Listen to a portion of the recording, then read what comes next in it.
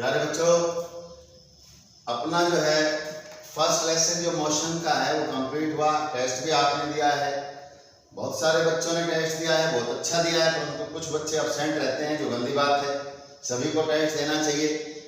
आज जो है हम सेकंड चैप्टर को रिवाइज कर रहे हैं, chapter 2 force and laws of motion. आपने फोर्स के बारे में पहले से जाना हुआ है, फोर्स क्या है 8th क्लास से आप जानते आ रहे हो। सिंपली आप फोर्स को क्या कहते हो, पुश और ए पुल, पुश और पुल, ये आप बोलते आ रहे हो। परंतु जैसे आप 9th क्लास में आ गए हो, थोड़ा सा स्टैंडर्ड इस डेफिनेशन का ही बनाएंगे, तो हम फोर्स को लिखेंगे कि फोर्स इज ए पुश और ए पुल। फोर्स इज ए पुश और ए पुल, इट इज ए पुश और ए पुल that brings change or try to bring change in the position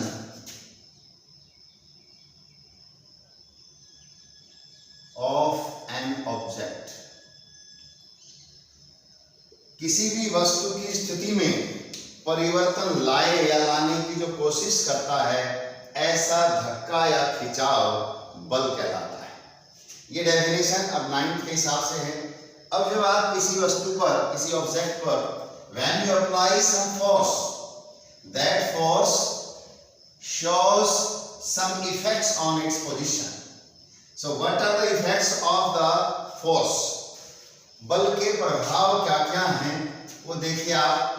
पहला है स्टॉप्स द मूविंग ऑब्जेक्ट,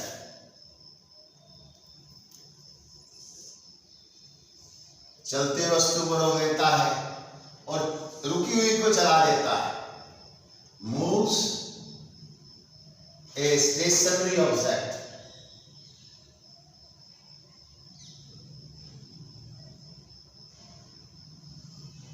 जो कोई चीज रुकी हुई है उसे चलाने में फोर्स काम करता है। तीसरा है चेंज डायरेक्शन,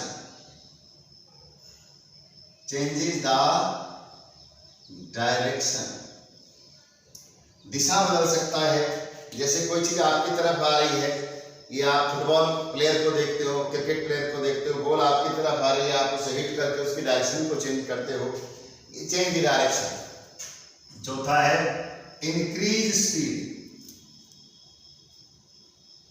इंक्रीजेस स्पीड। कोई साइकिल वाला है, मान लीजिए वो आपके सामने चल रहा है और आप पीछे से जाके उसको धक्का लगाते हैं, उसकी स्पीड बढ़ जाती है। इसका अपोजिट है डिक्रीज द स्पीड।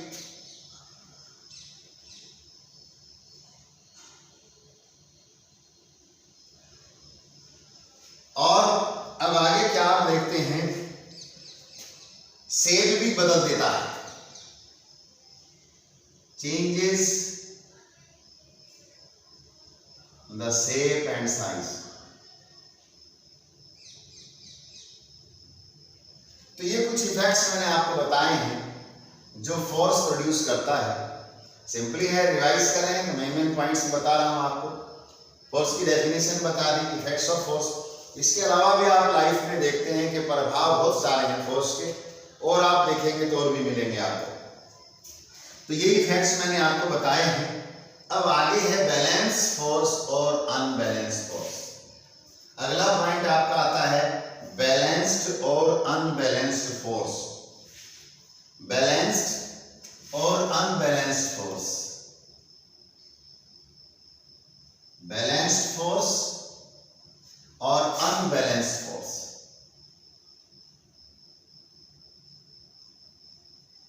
नाम से ही पता चल गया है, बैलेंस का मतलब है संतुलित बल। यानी कि मान लीजिए कोई ऑब्जेक्ट है, इस पर आप इधर भी फोर्स लगा रहे हो और इधर भी फोर्स लगा रहे हो। मान लीजिए यहाँ 5 न्यूटन का फोर्स है, इधर भी 5 न्यूटन का फोर्स है, but they are opposite in direction. But they are opposite in direction, तो नेट फोर्स क्या होगा? नेट जो फोर्स है वो क्या है? ये मान लीजिए 5 न्यूटन प्लस ये दूसरा क्या हो जाएगा -5 न्यूटन, क्योंकि डायरेक्शन अपोजिट है। तो 5 न्यूटन माइनस 5 न्यूटन और ये क्या होगा 0। तो नेट फोर्स या रिजल्टेंट फोर्स भी एक ही बात है, और रिजल्टेंट फोर्स का हो 0 होता है तो वह फोर्स बैलेंस फोर्स कहलाता है। एग्जाम्पल के तौर पर मान लीजिए दो बच्चे पंजा लड़ा रहे हैं, दोनों बराबर का फोर्स लगा रहे हैं तो कोई भी नहीं हारता है। दूसरा है तलवार है, रस्सा कसी का खेल है, आप देखते हो 5 आदमी इधर लगे हुए हैं, 5 इधर लगे हुए हैं, दोनों तरफ से फोर्स लगाया जा रहा है, रस्सा नहीं खींच रहा है। जब तक वो रस्सा नहीं खींच रहा है एक साइड में तब तक बैलेंस फोर्स है। अगर एक साइड में खींच गया है और दूसरे लोग हार रहे हैं तो जिधर खींचा इससे मतलब उधर का फोर्स ज्यादा था, तो वही फोर्स आपका अनबैलेंस फोर्स कहलाएगा। अब अनबैलेंस फोर्स क्या है, मान लीजिए ये ऑब्जेक्ट जिसे मैं बात कर रहा था, इधर आपने 10 न्यूटन का फोर्स लगा दिया, इधर कितना लगा है 5 न्यूटन का फोर्स है।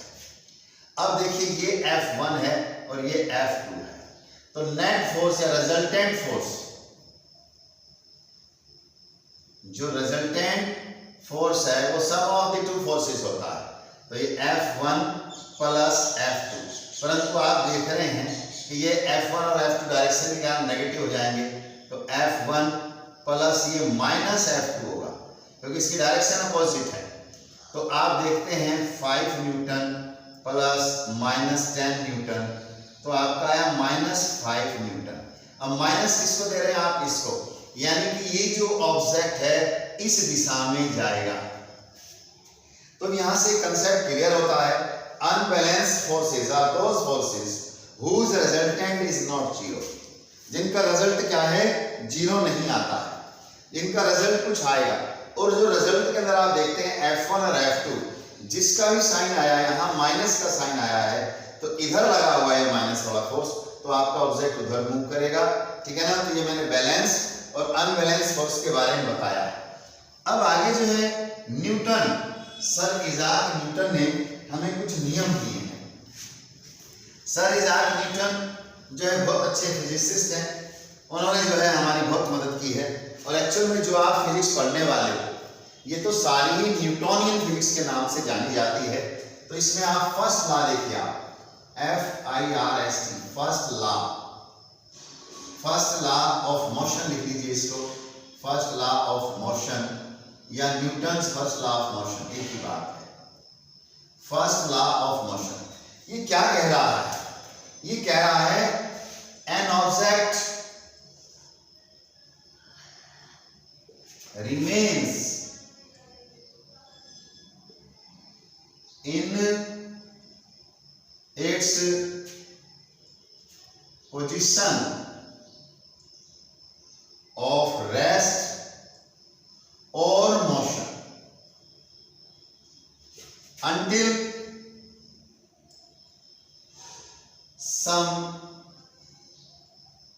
external force is not applied। अर्थात क्या समझ में आया आपको, ये कह रहा है न्यूटन का पहला नियम कि कोई ऑब्जेक्ट है वो जैसी अवस्था में वैसे ही रहेगा। जैसे मान लीजिए ये मेज के ऊपर एक बॉल रखा हुआ है,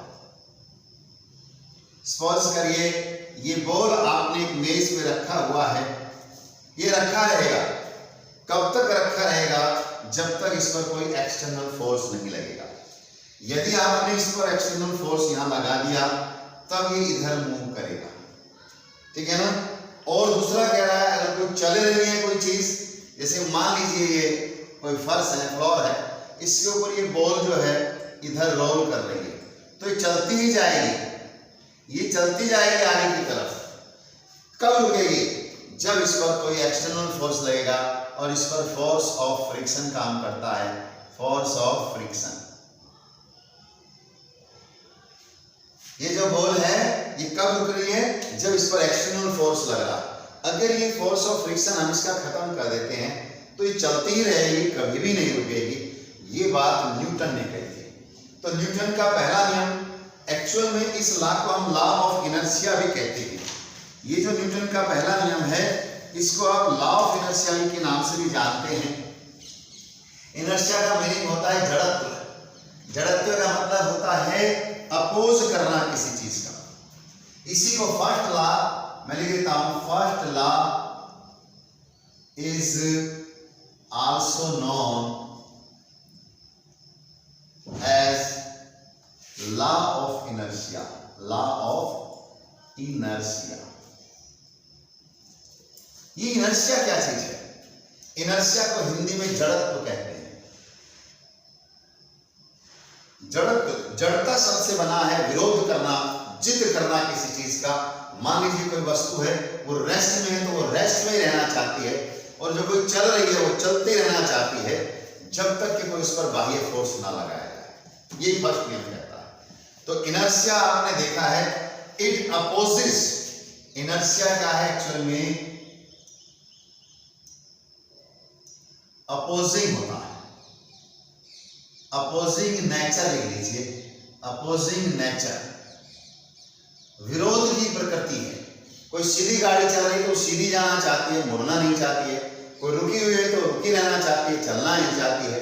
और जो चल रही है वो रुकना नहीं चाहती है। तो ये क्या है? इनर्शिया है। अब इनर्शिया की टाइप्स आप देखते हैं। इनर्शिया की 3 टाइप हो गई।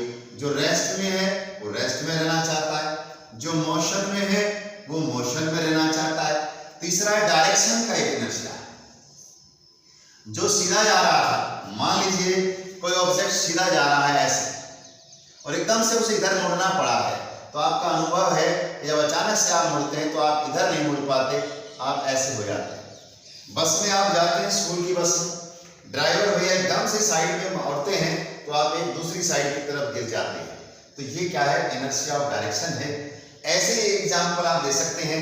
यदि आप बस में खड़े हुए हैं, बस की रेस्ट में है और आप भी रेस्ट में हैं, अचानक में ड्राइवर ने जो गाड़ी को स्टार्ट किया और गाड़ी को चला दिया तो आप पीछे की तरफ गिरे हैं। क्यों गिरे हैं?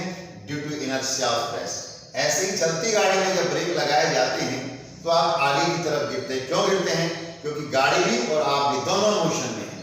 परंतु ड्राइवर ने ब्रेक लगा करके गाड़ी को तो रेस्ट में ले गया है, परंतु आपका बॉडी जो उसका विरोध करता है और ड्यू टू मोशन आप आगे की तरफ गिरते हैं।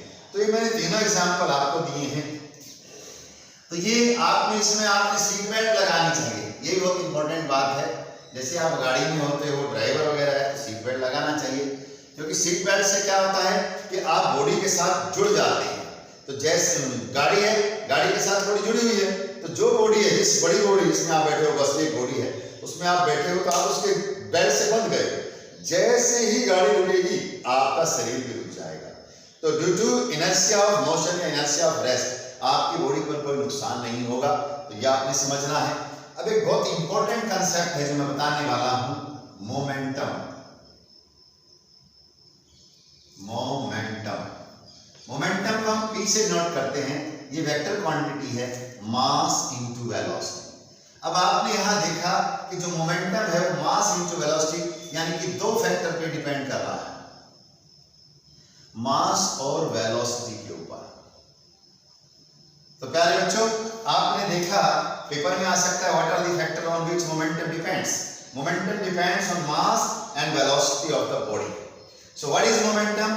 Momentum is simply a product of mass and velocity, simply a product of mass and velocity। और इसकी अगर यूनिट आप बनाएं तो यूनिट आप बनानी आपको आ गई है। जैसे मास ये m into v है, तो मास की यूनिट क्या होती है? kg, और वेलोसिटी क्या होती है? मीटर पर सेकेंड। तो यानी कि इसकी यूनिट हो गई kg मीटर पर सेकेंड, इसकी यूनिट हो गई। अब ये मोमेंटम एक्चुअल में डिग्री ऑफ मोशन भी है। Momentum define the degree of motion कि कोई ऑब्जेक्ट कितना तेज या धीमा चल रहा है, क्योंकि मास पे भी डिपेंड कर रहा है, वेलोसिटी पे भी डिपेंड कर रहा है। तो ये मैंने आज आपको बताया है मोमेंटम के बारे में। तो आप मोमेंटम तक इस चैप्टर को पढ़ेंगे और इसके अंदर ये है मोमेंटम पे डिपेंड करता है। एक कराटे का प्लेयर है, वो एक ही हाथ से और बहुत सारी जो है प्लेटों को तोड़ देता है, टाइल्स को तोड़ देता है। किसलिए? क्योंकि हाथ का तो मास उतना ही रहना, आपका भी बराबर सही होता है, परंतु कैसे तोड़ देता है? उसका फोर्स ज्यादा कैसे हुआ? क्यों? क्योंकि उसने उसकी वेलोसिटी ज्यादा कर दी है, स्पीड ज्यादा कर दी है।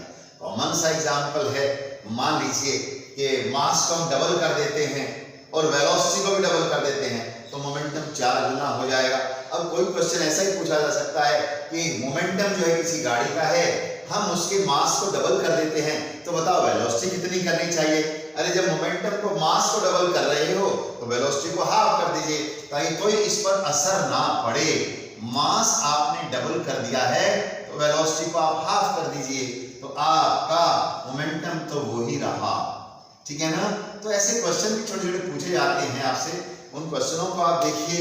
अब रिवीजन चल रहा है बेटा, कोई भी अगर आपको यहाँ तक मैंने समझाया यहाँ कोई दिक्कत हो, आप भी आपके पास नोट्स भेजे हुए मटेरियल आपके पास है, आप उन्हें दोहराएं और आज मोमेंटम तक पढ़ करके जो मोमेंटम के क्वेश्चन हैं आपकी बुक में, पेज नंबर है आपकी बुक का, ये पेज नंबर जो है 55 से लेकर के, होमवर्क मैं आपको दे रहा हूं, पेज 55 से लेकर के और आप जो है 57 तक, 55 से लेकर के और 57 पेज तक इन क्वेश्चंस को आप देखें और इनमें अगर कोई आपको नहीं आता है तो आपको बहुत अच्छा तरीका पता है, आप तो मेरे से इंडिविजुअली जुड़ गए हो सारे के सारे बच्चे, आप जो हैं मुझे सीधा व्हाट्सएप करें। जो बच्चे मुझे व्हाट्सएप कर रहे हैं उनको बड़ा फायदा हो रहा है, एक एक इंडिविजुअल इनके पास क्वेश्चन का सॉल्यूशन पहुंच रहा है। तो अब कोई बात नहीं बेटा, मेहनत का करना है तो ये तो मेहनत करेंगे, आप भी करेंगे, हम भी करेंगे और गाड़ी को आगे लेके जाएंगे, ठीक है ना। और कामयाबी हमारे कदमों में रहेगी, घबराना नहीं है। आज यहाँ तक आपको पढ़ना है, ठीक है ना, शाबाश।